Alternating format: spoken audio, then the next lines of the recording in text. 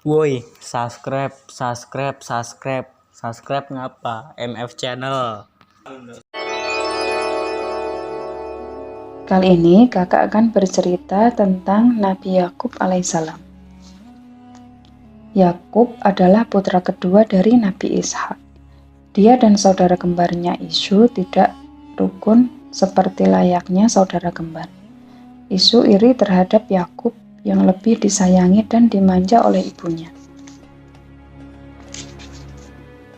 Keadaan semakin buruk ketika Isyu mengetahui bahwa hanya Yakub yang didoakan dan diberkahi ayahnya. Yakub merasa tidak nyaman ketika berkumpul bersama keluarga, karena Isyu selalu menyindir dan menunjukkan sikap kasar kepadanya. Bahkan, Isyu pun mengancam Yakub. "Ayah, apa yang harus kulakukan dengan Isyu? Dia selalu berbuat kasar kepadaku.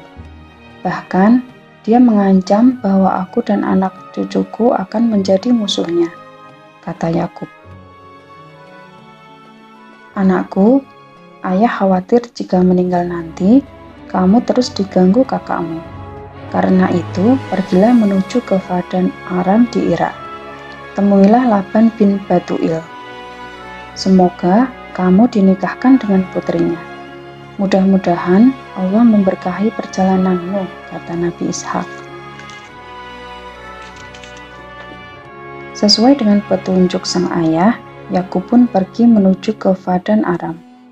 Setelah mempersiapkan segala keperluan, Yakub pun segera berangkat. "Semoga Allah melindungi perjalananku," kata Yakub. Dia terus berjalan dengan penuh semangat.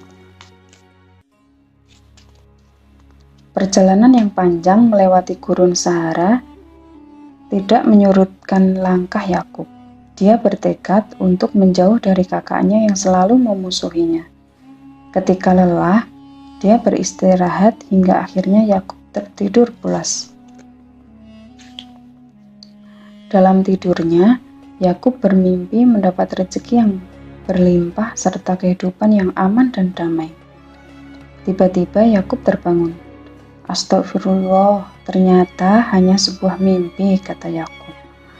Dia berharap mimpinya akan menjadi kenyataan. Tak lama, Yakub melanjutkan perjalanannya. Siang malam dia lalui dengan penuh kesabaran. Akhirnya Yakub tiba di Padan Aram. Lalu dia menanyakan lokasi rumah Laban kepada seorang wanita tua.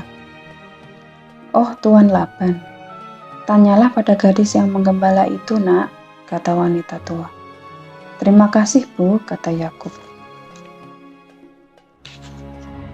Lalu Yakub berjalan mendekati seorang gadis yang sedang menggembala. "Apakah kamu tahu di mana rumah Laban?" tanya Yakub. Gadis itu mengangguk. Kemudian, gadis yang bernama Rahel itu dengan ramah mengajak Yakub menemui Laban. Alangkah bahagianya hati Laban bertemu dengan anak saudaranya. Setelah sekian tahun, baru kali ini dia bertemu dengan keponakannya. Mereka pun berpelukan melepas rindu. "Sungguh aku sangat merindukanmu," kata Laban. Yakub senang dan bahagia mendapat pengakuan dan penerimaan pamannya. Demikian juga Laban. Dia menganggap Yakub seperti anaknya sendiri. Setelah beristirahat, Yakub menceritakan semuanya kepada pamannya. Dia pun menyampaikan pesan ayahnya agar dinikahkan dengan putri Laban. Laban setuju untuk menikahkan Yakub dengan putrinya. Tetapi, syaratnya Yakub harus bekerja membantunya selama 7 tahun. Yakub pun setuju. Sejak itu, Yakub bekerja di peternakan besar milik Laban. Setelah berlangsung selama 7 tahun, barulah Yakub menagih janjinya untuk dinikahkan dengan putri Laban. Laban pun mengabulkan janjinya. Yakub dinikahkan dengan Laia. 7 tahun berikutnya, Yakub dinikahkan dengan Rahel. Sebagai hadiah untuk kedua putrinya, Laban menghadiahkan 2 orang hamba sahaya. Yakub pun mempunyai 12 orang anak. Dari ibunda Rahil, lahirlah Yusuf dan Benyamin. Sekian dulu cerita dari kakak, tunggu cerita selanjutnya.